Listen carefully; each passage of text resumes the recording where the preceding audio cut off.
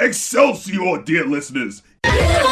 Going off with RC and Muse as they follow our favorite webhead on a hip-hop musical extravaganza!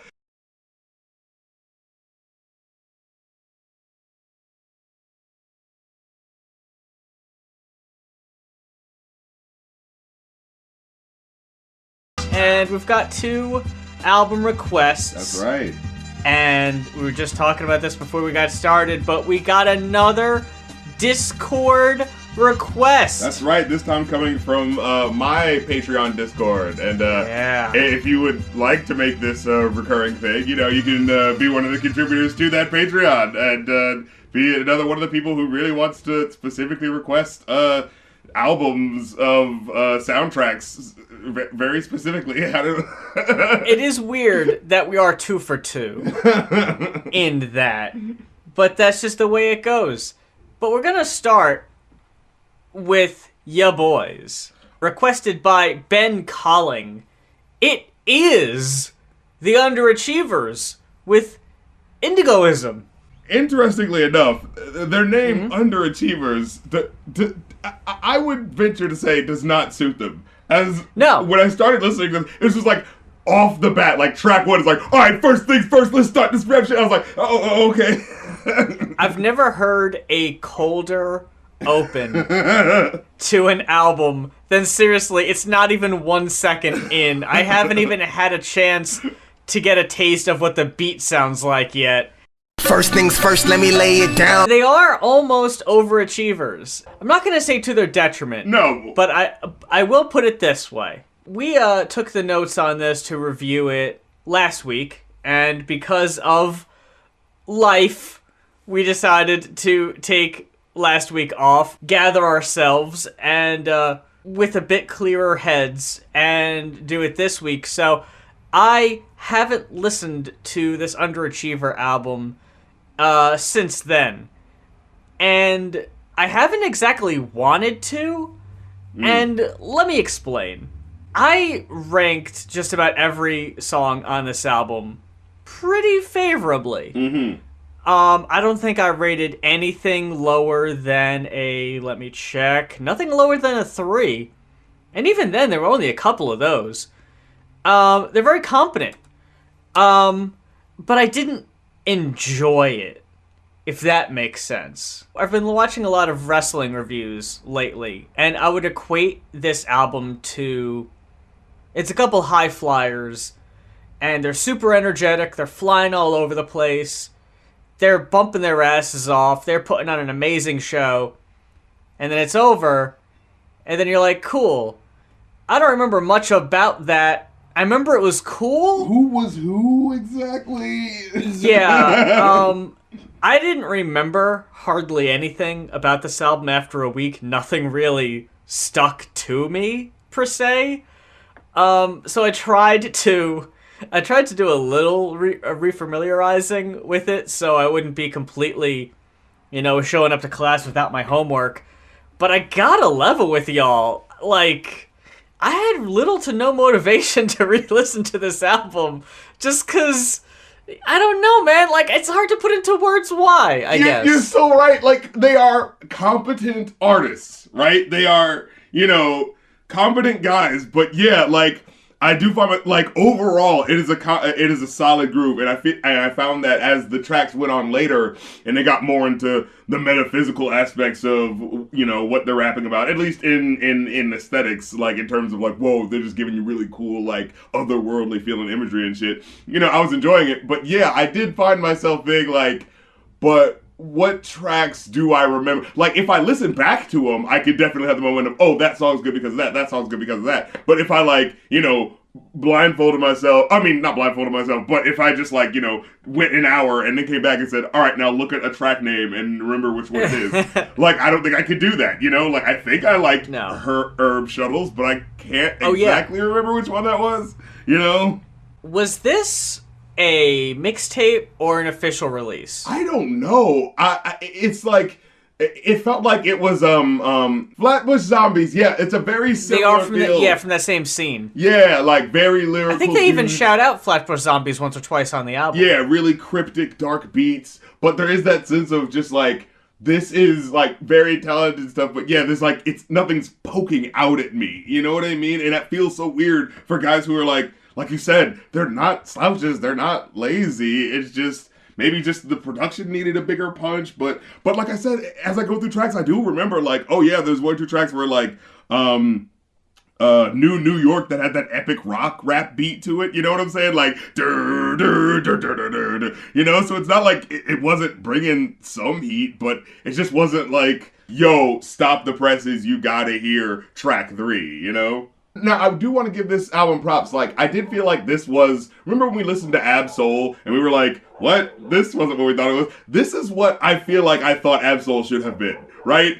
Where it's a lot more directly, you know, alluding to and making a bigger deal about the metaphysical aspects of things. That is what I enjoyed, especially later on in the album. But in that same way that, while I can also recognize that Ab Soul is a talented dude, and there are some tracks that you can hear when he's featured that are like, oh, this guy's undeniably, like, got skill. Like, I could never say, I'm bored, let me throw on an Ab Soul album, because it's just like, I just can't make that connection with his music on that level. The reason I ask if this was an album, like an official release or a mixtape, is because I got big mixtape vibes in how there were certain things they would say that would come up a lot, like phrases, herb shuttles, and I feel like you can get away with that on a mixtape, but you kind of gotta bring some different shit, because a lot of these songs did end up feeling samey in how they were repeating a lot of the same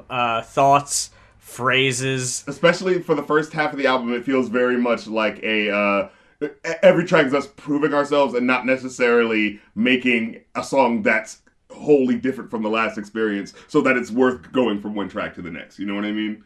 And it's weird, man. It's like a double-edged sword where, yeah, this is like the big thing that's going to get everyone's attention. This is your big, hey, everybody, look at us, look what we can do, fucking Stewart moment.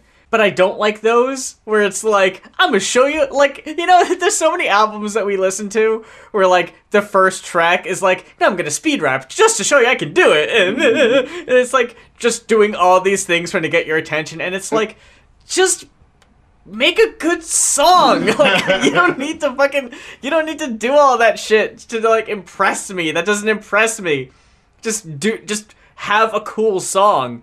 And I know this came out like 7-8 years ago at this point, so you can't really blame them too much, but I want to say even by 2013 the beats and the production sounded dated. You know what it is? Maybe it's because it's going for a more underground thing, and I can be more forgiving for that. When I think of dating, I think of like a Nicki Minaj album's production. Have you ever like gone back and listened to one of the like the first song on Nicki Minaj's album is so like super loud, like, you know, the fucking Loud Wars production thing where like they're just making the synths as buzzy and loud as possible. It's like they need this to hit the clubs, and it's just like, I thought she was supposed to be this lyrical like MC rapper. Like, what the fuck? Like, they were so clearly trying to push for that. And that immediately sounds dated to me, you know, like stuff like Kesha's TikTok and stuff like that, you know? Oh, yeah. I kind of forgot, because it has been a minute, that, yeah, back in 2013, being underground and kind of sounding throwbacky was like cheat code. Oh, of course. Because it's like, well, that's the signifier that this guy has the respect of the, you know? His songs don't sound like Lil Wayne, if you know what I mean. It's a little more highbrow than that. And I really do hate when they do the pat themselves on the back for being conscious bullshit. That gets on my nerves really bad. And they do that a lot. So it's like, oh, look at us, we're doing something different. Like, I just do something different. That's how I felt about Ab Soul's album. It's like, I'm gonna rap about super hyper conscious shit, and it's like, but actually do it though. But quit telling me you're gonna. Yeah, but with this, I felt like later on in the album, we actually do get splashes of it, and so there was that feeling of like, okay, I actually did get a sense of payoff though. You know what I mean? You've brought it up a few times now about how like the second half.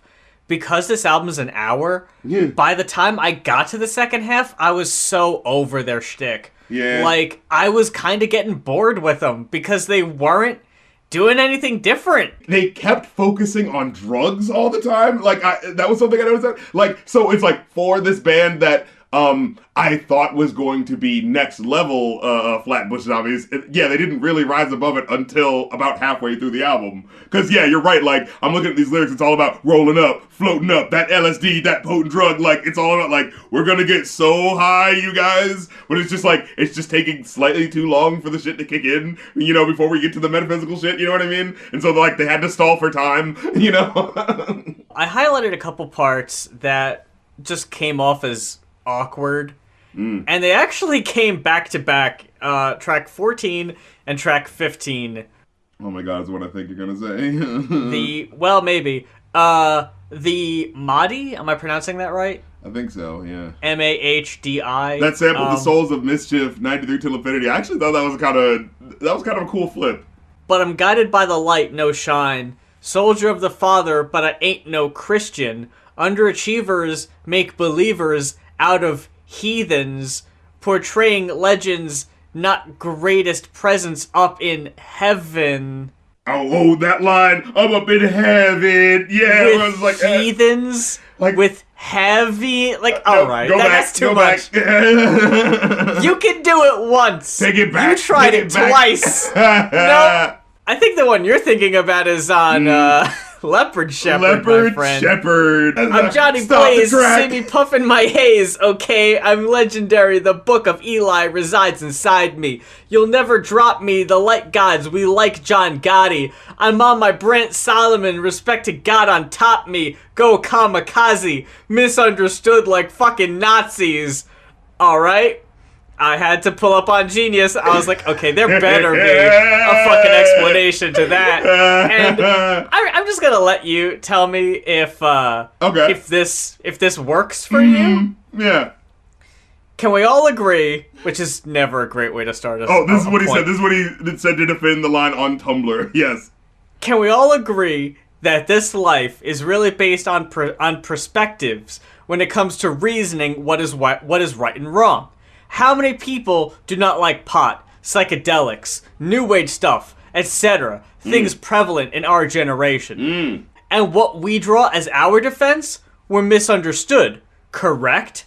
So is it not safe to say, again, I'll let you decide if it's safe to say, though we all know it was morally wrong by all human standards, that technically the Nazis were misunderstood from their perspective? I am in no way, shape, or form an advocate for anything that the regime stood for, but I can find some, parentheses, and a very small, close parentheses, middle ground in our movement, and that is one thing. We are both misunderstood. You didn't explain how the Nazis were misunderstood. How? By who? For what? That doesn't cut it. That doesn't fly, dude. I feel like this answer, because I assume someone asked him, hey, what the fuck was up with that? And he felt like he had to, back it up with something that he thought sounded thoughtful. That halfway through the explanation should have been, so is it safe to say, though we all know it was morally wrong by all human standards, can we just go back and, take it out? Can we just take... Because the more I think about it, I'm going really way out of my way to try to rationalize one fucking lyric.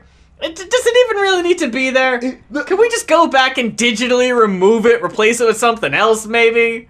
To try to throw this a bone. I think what he's trying to say, right, if we're to be charitable, is that, hey, maybe if we all talk to each other, we can see that, oh, wow, I was wrong to be racist. Maybe why didn't anyone try to talk to the Nazis? But it's just just talk to them. This is the worst way of phrasing it, Damn and worst way of putting it. Why, as a rap group, are you trying to compare yourselves to how misunderstood the Nazis were? Who's misunderstanding you that much? It's on a very basic level, it's I think we understand enough about the Nazi mentality. I think we understand enough about y'all. Why are you trying to make itself sound like you're so fucking abstract? Man, people just don't get us. what is there to really get, man? Like, it's not that fucking deep. Like you said, like, yeah, the first 7 tracks are just mainly about doing weed and LSD. Man, if they just talked to us about the drugs we use, then they'd understand. I don't fucking care, dude. And I hate that it's the second to last track because it really does kind of put a damper on it. Oh, It's it like, sours wow. it, right? Because these guys, you're kind of giving them the benefit of the doubt, like, because you're maybe kind of floating in this headspace. Whoa, like, they're, giving me all these lyrics about your soul is lighting indigo and, astral plane and all this sort of stuff. Oh, I'm feeling it. And we're misunderstood like Nazis are. What? Like, outside of the track, and you're saying, oh, I tried to write a lyric and maybe I fucked up in writing it. Like, I can give you that artistry benefit of the doubt. But when I'm listening to a track and I hear, I'm misunderstood, like the Nazis were. Like, that just immediately sounds like, oh, this is a guy who maybe sympathizes with Nazis? I need to stop this track, And was it just me, or was this also another one of those albums that, like, directly references, the Dude Bro movies? I felt like there was a lot of Matrix references, we won 2 Fight Clubs. Yeah, root of all evil, they mentioned, I feel like Neo from the Matrix. It's like, yeah, okay, yeah. Right below the lyric, I just saw my note. I put, okay, I think they mentioned Matrix like 5 times by now. Oh, God. So, yes, they had. Oh, man, all right. I think that might have actually, again, because I haven't listened to it in a week, that might have been one of the things in my head where I was like, man, y'all are bringing this shit up a lot. Like, yeah, like, Christ, I got it. Like, dude, I was one of those kids in high school who watched The Matrix with my friends because, from our childhood, it's like, oh, man, this movie blew our minds. But, come on, we're adults now, man. Like, there's other movies. It was really embarrassing. I saw, it was like a meme on Twitter a few weeks ago, and it was like a stack of DVDs, and it was like, what are you watching first? And it was like Pulp Fiction, Reservoir Dogs, Scarface, Fight Club, Clockwork Orange, Inglourious Bastards, Boondock Saints, and I'm just like, oh man, fucking, did you get this fucking stack from 19-year-old me? Like, what the fuck I'm like, okay, there's 1 or 2 good Stanley Kubricks in there, but how are these the movies that you're thinking about? What was that one movie you said? Fucking Scarface. Nobody's fucking, let's think about let's have let's sit back and think about Scarface as adults, and think about the deeper implications. No, there's Scarface wasn't that fucking deep. It's a fucking Brian De Palma movie, for God's sake. But anyways, back to this album. What did you end up getting? And here's the thing, I ended up giving it a 4, right? Cause and that feels weird because like I feel like we mostly weren't saying great things about it, but it's just like, again, back to what we said at the beginning. It's like they're competent guys. It just doesn't pull you in, and then every now and then you get a line like the "I'm misunderstood like the Nazis are," which just makes you go. I was talking to Dylan about Aesop Rock, and he was like, man, I just can't get into Aesop Rock. And I said to him, I was like, I get that. Like, I can totally see how someone could and be like... It's very dense. The same for me. The way I would put it is why I'm such a fan of Aesop Rock and I'm not a fan of this. There's not a lot of charm to it. Not a lot for me to really gravitate to outside of just like, yeah, they're really great writers and they've got really good flows. You know what it is? If we're going to put it in a certain lane, like this works as, weed music. This works great as like, yeah, we're rolling up, we're going to have a good fucking time, we're not thinking about shit, throw this shit on. This is perfect background music for that. And the fact that they are competent artists, like, on top of that is cool, but there's nothing to, like, come back to and explicitly dig into, I feel. And there is that level of like, trying grandiosity that is to it that I feel is slightly more earned than I hear in a lot of other guys that attempt it, but still not exactly to the level where it, like I said, pops for me. You know what I mean? Like, I'm the type of guy who is a fan of Old Dirty Bastard, like even though those were all like great lyrical tracks, there was still something about each track where it was just like, but you want to listen to this one because it doesn't sound like that one. You know what I mean? Like, there's that bit of the breaking of the monotony from track to track that I kind of want to get out of it, that despite them being skilled, feels like is lacking to me for them as a cohesive group. You know what I'm saying? Like making a project. You know, like you said, it does feel very much more mixtapey, and we're just doing verses to prove ourselves instead of like coming together to make something, you know, greater than the sum of its parts. You know. For the record, it was somewhere between a 3.5 and a 4. It was probably like a 3.7 or something like that. I'm gonna actually just put it as a 3.5 because I think my enjoyment level is pretty valuable in my assessment, and the fact that I had zero desire to go back and listen to it a second time does kind of say a lot against it, unfortunately, so I'm gonna bump it back down. Our next album is the Into the Spider-Verse soundtrack requested collectively by the Rap Critic Discord.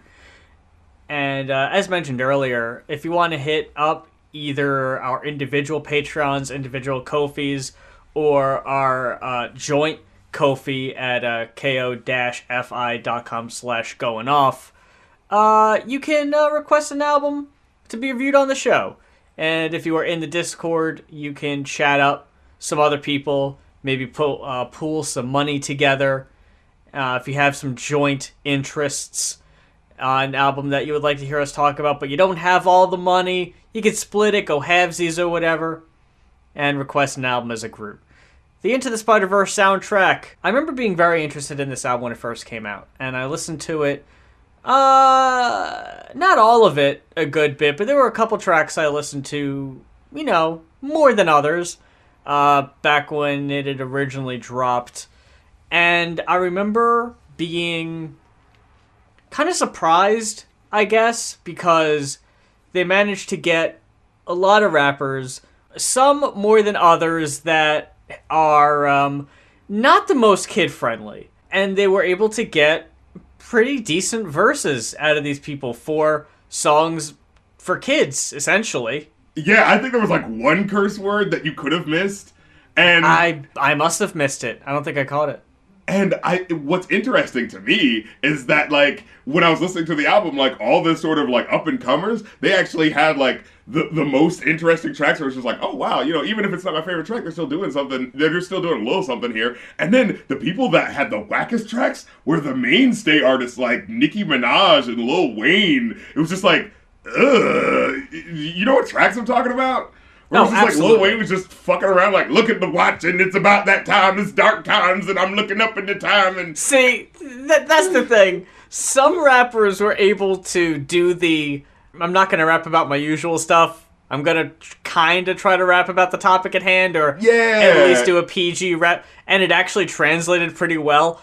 Yeah, not everyone's so good at that. But I would go ahead and say the songs that got the lowest ratings for me, starting off with the one that got the absolute lowest rating, that would be your Drake wannabe Thutmose on Memories. Ironically, for a song called Memories, it was not very memorable. And the thing is, like, he sounds so apathetic, like, for the first half of the hook, so it's just like, okay, what do you want from me?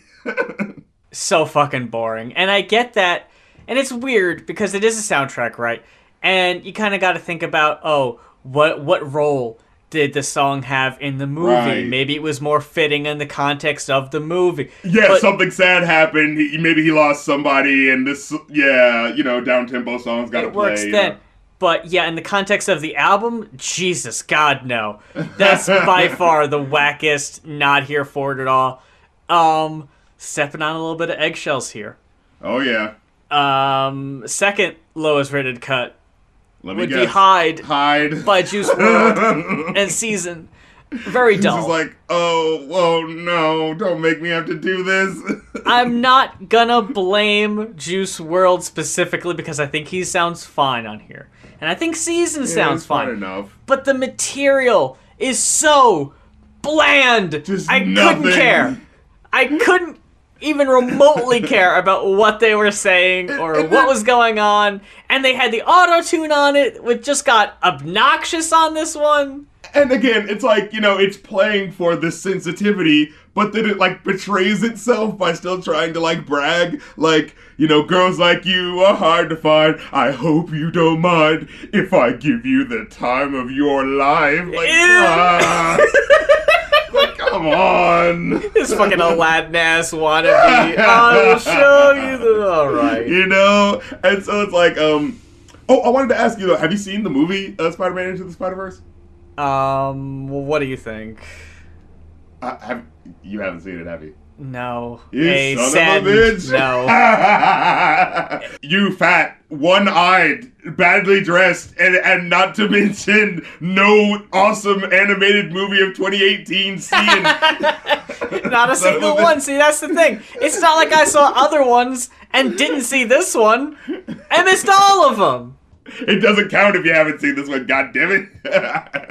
You gotta complete the collection. But no, I saw it was like, it really threw me off with how good it was. It was one of those things where it was just like, I remember having that moment of like, okay, I've been kind of disappointed with the Spider-Man movies, and my favorite one is the Sam Raimi one, because that's just yeah, for sure. And it has its own set of competency to it, you know what I'm saying, as a storytelling sort of, great thing. And then I remember watching this, and I had that moment of just like, oh, no, okay, this is the cooler one. Yeah, this can be the new one. Yeah. Like, where you're just like, no, yeah, no. Because, like, I had that feel. I remember The Amazing Spider-Man. What was that one? Oh, we did it for, like, 2 movies with the Electro, and it was already going downhill. I just remember having just, like, this feeling of, like, some don't feel right here. Where, like, in the very first scenes when he's Spider-Man, he's, like, torturing the fucking criminals, and it's just like, oh, God. Okay, I understand that. Like, it's...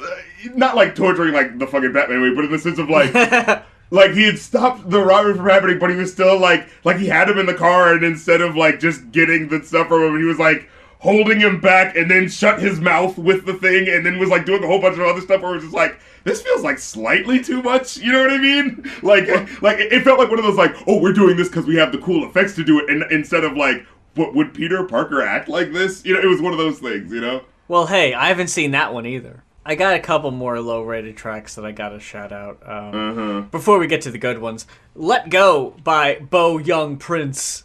No. Also a pretty sizable skip. It's not much of a song either. Yeah, that song is purely there to like. This song is played when he's slinging the webs. Like you could so tell. You know what I mean? And like I do appreciate like lyrics here, swinging off the web of life, gliding through the breeze. My uncle told me that it never would be easy. Now I'm looking to the sky, hoping that he rest in peace. Violence in the streets. I want to calm the beast. And it's like, alright, now we got some direct lyrics. A lot of these songs are kind of not exactly referencing specifically what's going on. I like that some of the artists did take the time to make it more direct and about the movie. And, we can't let your boy get off so easy. Motherfucking Sunflower. Goddamn Post Malone and Swally. Motherfucking Post Malone, though. I liked him on this track. I thought it was a breath of fresh air compared to fucking Swally. Here's the thing. Yeah, like, and I remember having that moment of like, well, Sway Lee is at least like the more hip-hop, like, direct guy, right? But Post Malone is going over the pop thing, but like Sway Lee at least has a bigger foothold in there. But then when I listened to this track, I was just like, but Post Malone's like actually talking about something and like, harmonizing and shit, where it's just like, I liked his sound way better. I know we've talked about Swally a few times on the show now. I have not warmed up to him at all. Everything on point, like on guard. I didn't forget that fucking track with Nicki Minaj. Dude, fucking new crown, new champion. The Ride Me Like a Cruise. Oh my God. Ride Me Like a Cruise. And this is a kids movie, Swally, for one. And that sucks. That's really bad. That's a terrible line. And isn't the song supposed to be about like, oh, I'm emotionally, going through this thing because I love you, but like, it's just barely able to be coherent with what the fuck he's talking about. Like, oh, looking at sideways, party on tip, someone took an L. I don't know how that feels because I'm the coolest guy ever. But anyways, let me be emotionally vulnerable. Man. Like, yeah, it's like, who is listening to this and going, yeah, like... No. Like, And it's there's a way to portray coolness and smoothness, but, like, you have to have some sort of finesse. You have to use the LL Cool J way, you know, where you make it work with the song, but not in this idea where it's just like, I'm in no way a loser, but anyway, let me be vulnerable, baby. Like, no, I'm not buying it. And of all the cuts, this is the one that fucking got the big, heavy rotation radio play. And that's all because of Post Malone. Beat. I mean, yeah. Like, I'm not giving Swally any fucking credit. This is because Post Malone at the time, even now to a lesser extent though, was a really hot commodity. And the fact that, they got Post Malone and it's the second fucking track on the album after the big attention getter of What's Up Danger. But before we get to that, because I feel like I gotta work my way up, I want to talk about the mediocre cuts. Okay. Way Up, Jaden. It was one of those things where it's like, oh, hey, look, they got Jaden. Oh, of course they got him. You know, he's the you know, kids rapper of today. You know, he's the backpacking guy who's actually doing very well for himself. But, you know, he likes to put off the idea of like, but I'm the struggling young rapper trying to make my way in the game, trying to get the respect, you know, like, yeah, for sure. So yeah, I see why you get him. But then like, as you keep listening to the album, to the other tracks, you're just like, well, now that just felt like a throwaway, because, you know, like, I just wasn't expecting so many of these songs to be to so much better encapsulate this feeling of, you know, swinging through and saving the day, you know what I mean? Like, so yeah, this one just ended up feeling like it was okay, you know, when I didn't know what I was going to expect, but then when I got the rest of the album, it was like, well, now I don't want to go back to that track, you know? And also, because it is a fucking superhero movie, a lot of these tracks, musically, are epic and in your fucking face and loud. And Jaden's fucking underwhelming ass, unassuming vocals, right. They don't mix. He just sounds really weak and timid compared to the instrumental. Yeah, fucking Familiar. What is this doing here?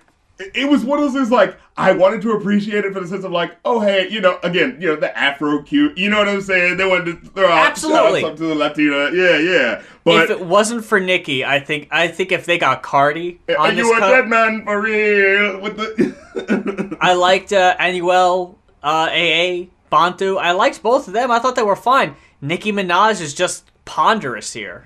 Exactly, yeah, it just felt like such a, we got her, so we just gotta let her do whatever What the she fuck wants, is she doing you know? in this track, you know? Like, of all of them, like, put her on a different one. She doesn't mix here. She doesn't fit. But yeah, I love that fucking, the moment when he says that, familia primero, like, that shit hit. But yeah.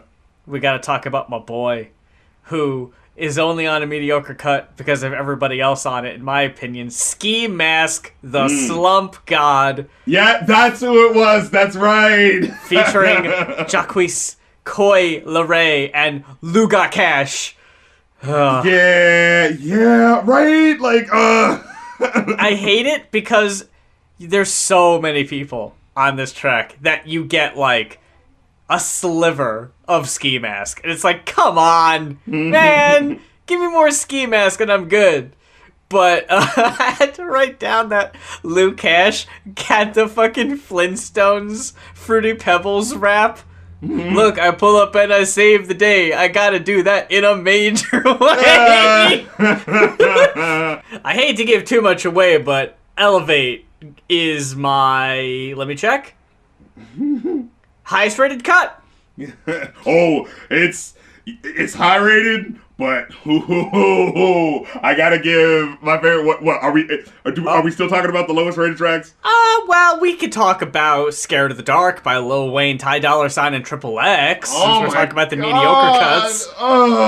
It doesn't even do anything. Triple X doesn't even fucking do anything. He just like comes in for like a bar and a half. It's like, what was even the point of this? I gotta say, his fucking singing was awful. Didn't necessarily need it. Full. No. And this is the second time. Because Wayne had Triple X on that album we reviewed. That last album, whatever. And it was just, again, like, this is I don't exactly need to hear this guy sing. And the Wayne and XXXTentacion is not a winning combination. And Wayne's just all the time, man, they gotta hear them pipes. You gotta sing for the people. People loved it. No. Why? Absolutely not. what was even Lil Wayne saying? He's like, I ain't never scared, I ain't horrified. I just looked down at my Rolex. It said it's the darkest time. Well, what? That's absolutely a Lil Wayne line, though. If you didn't tell me that was him, and you didn't even say it with like a cadence or an impression, that is a Lil Wayne line, 100%. No, you know what's even more of a Lil Wayne? What's even more of a Lil Wayne line? The fucking next one. I ain't terrified. I ain't petrified. You know I see dead people. I just tell them, get a life. At that point, I had to tell myself, it's for kids. It's for kids. All right. We're not going to get Wayne at his fucking best. I get it. But what fucking got a laugh out of me was on, again, this album. For kids. Let's just go ahead and say that. It's an album for kids. It's a kids movie. You got the fucking lighter sound effect? Oh, right. Yeah, at the beginning. I remember having that movie when I heard that. I was like, oh, what you lighting up there, Wayne? I gotta get high for my verse on the Spider-Man soundtrack, Wayne! Come on! But outside that, let's see. Were there any other mediocre cuts? I think from here, it's actually just, upwards and onwards. Fucking, What's Up Danger? Black Away and Black Caviar? Oh, yes. Another good one. Very catchy. Love the beat on that one. I love the chorus.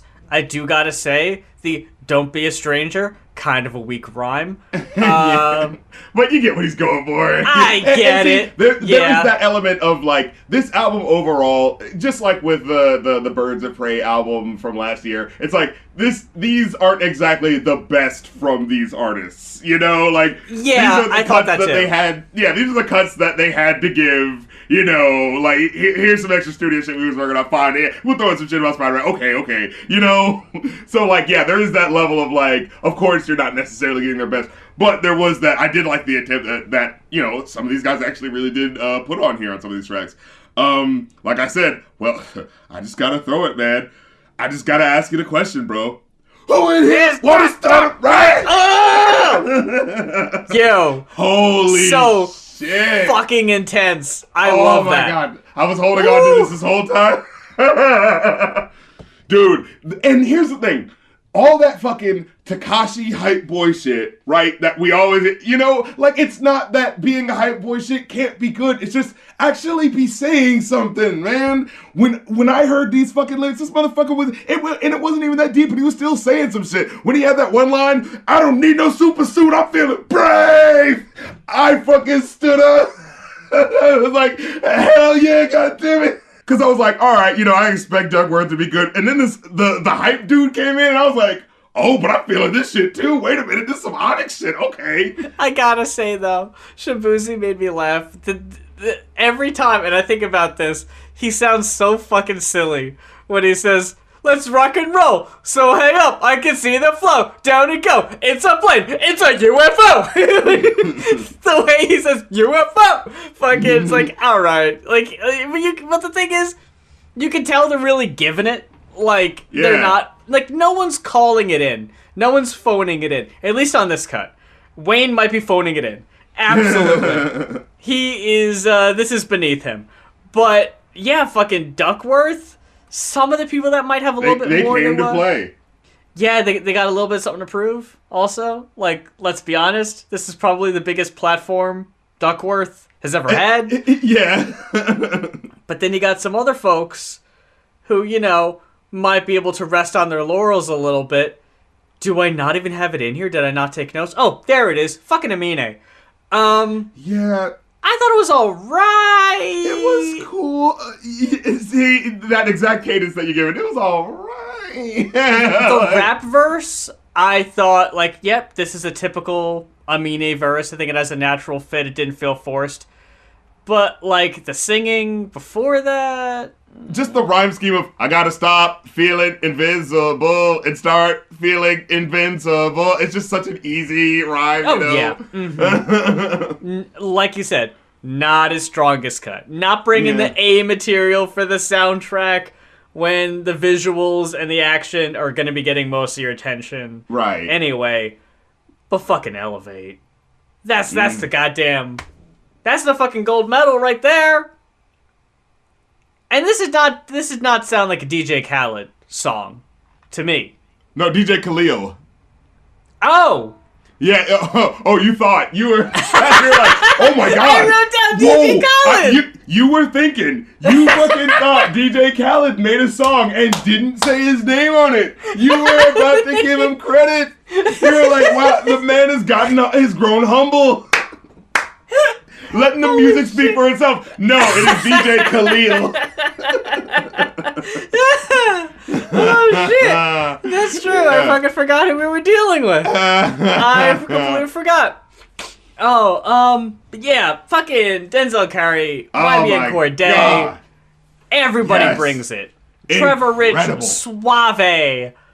Oh my god. Fucking YB and Corday at the end, when like I said, when the drums cut out and you just hear the epic strings underneath, and he's like, I jump off this building to save these civilians. My strength and my honor is trusted by children. Like, there was something so cool to that aspect. Chills. Yeah, right? Like, the grown-ups don't understand, but the kids get it, and that's what this is for, like, it's like, fuck yeah.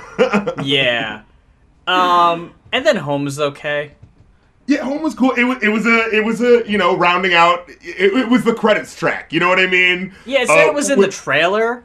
Yeah, with Vince Staples. They had to close it out, and you could tell they amped up the really epic music, especially near the end. They really saved it. Yeah, you got the instrumental that picks up gets super epic, and it has fucking guitar in it. Like, it's got strings, and you're like, yeah, okay, like orchestral strings. And then the guitar joins in, and then, like, it just took it to a whole fucking other level, and it just ends on like one of the strongest notes. Like, yep, I am very satisfied. You did not peter out. Absolutely, right? You ended on a very high note. For sure, it felt like who was that guy that produces for Childish Gambino? Lucas Besser something. He has a really weird Swedish looking name. Like, it sounded like that shit where it's just like, oh shit, we just elevated it with some orchestral shit. Alright, yeah, we're riding out. Yeah, so they made sure not to end on a weak note, unlike that Harley Quinn Birds of Prey soundtrack, which ended with the fucking, let's do the serious version of a song that shouldn't be taken that seriously. I was gonna say it before when you mentioned Birds of Prey. I hate it.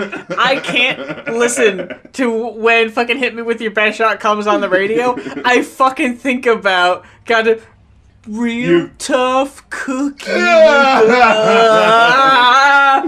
Stop it! Absolutely unnecessary. Should have put me in my place. Like, oh, that's not something you sing with depth and feeling. So whack. I hate to say it for the high points, but man, a lot of low points. I ended up with an average of a 3. Let me see what I got. I got a 3.5, Like I said, okay. I think that there's enough in here where the good outweighs the bad enough.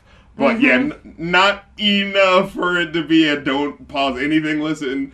But definitely, I could see you listening through this and getting your favorites out of it, Yeah, that's basically, I mean, it's what you get when it's a various artists' experience. When I first pulled it up on Spotify, it was like, I know I'm going to be skipping around. I'm not going to love every of these songs equally. That's impossible. So when it was like, yeah, okay, when I started with What's Up Danger, and then I fucking saw Swally and Post Malone, I was like, I think I'm going to skip that one. Maybe come back to it a little later. Little did I know that song would be like inescapable in like a month's time.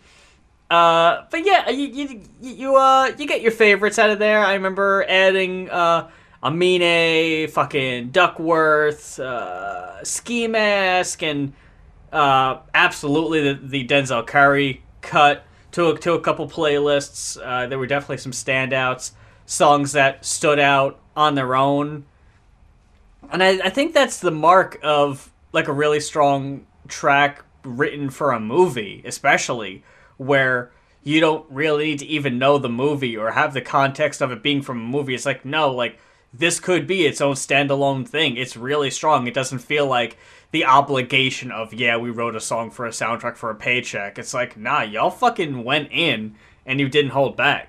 But that about wraps it up for our triumphant, I'll go ahead and say it, return to Going Off. And we got 2 requests this week. And I mentioned it before, but I'll mention it again. If there is an album that you would like to hear us talk about, there's a few ways to do it. Possibly the easiest way is going to our Ko-fi, that is ko-fi.com/goinoff. That's GOINOFF. We've also got all the other links in the description. Our Twitters, our Patreons, our Ko-fis, our individual YouTube channels that you can subscribe to. See all our content outside of the podcast. E-boy Muse is holding it down, you know what I'm saying, with the riff comms, what have you, you know what I'm saying, and I'm holding it down with the Twitches. Wait, you also stream Twitch as well, don't you? I do when I feel like it. I primarily stream on YouTube because I feel like people are more willing to just stay on YouTube than go to Twitch. Yeah, I got you. You know, it's the I'm not gonna go to Blip when I can just watch a video on YouTube. Sure. It's that mentality. It fucking lives on in 2021. But yeah, you can catch me on Twitch. I'm doing more streams on there, you know. I'm doing them with a lot more frequency, and folks are coming through. I actually did the MF Doom stream, and that got a lot of people. A lot of people came through, and I was like, "Oh, okay, all right, showing love for your boy." I did a stream to fucking, you know, because I'm such a huge ass MF Doom nerd. So like, I had like a 2.5 hour list of like songs. I was like, "Hey man, let's go through the shit, man. Let's honor the man's memory." You know, let me try to make fans of y'all. You know what I mean? Like that's the point of shit like that, right? You know, it's like. That's what I kind of consider when I make like lists like that. Like, what songs could I pick of this artist that I think that if you listen to, you will have no choice but want to listen for more. You know what I mean? Like that's what I try to go for. But yeah, definitely, you know, join on those streams. Oh yeah, also I have the review a new podcast movie review thing that I do. So get with that. Act like you want it. Get with it. Act like you want it. I think that was the strongest fuck show, and I think we're back. Until next time, I'd like to say next week, but you never can tell. For Going Off, I'm Muse. And I'm Rap Critic, and you be left in the dust, and like a stuck fire, if a sun blow up. I'd be like a cruise.